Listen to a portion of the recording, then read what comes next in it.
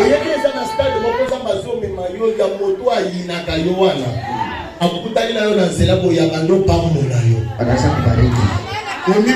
Nina mwe kote miye kaye moga bando pambola lobi bana masibala bonga apendeli boso na kuluka yo le susu teshi na kusana yo le susu mabeti nina moso le bisebe nzamba konti na kati ya motema na yo mambo ya maboya lingaka pimisa yo changer pengone to na lobabia aso de créer to bandalo na lobamade to kota na nzoto na yo tso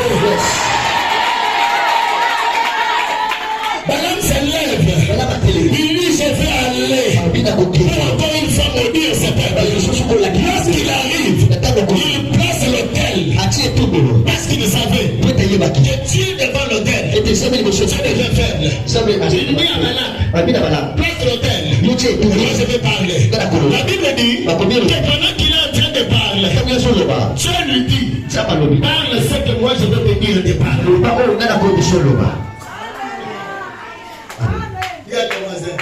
Samba kuchaka kamwe ko kuna ngane lona to. Mungu asia wewe ndio unasema basi kulete.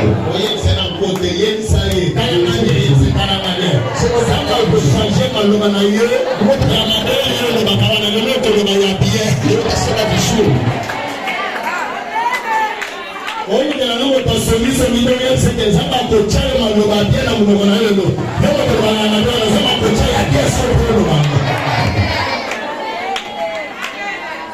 Comment l'intérêt?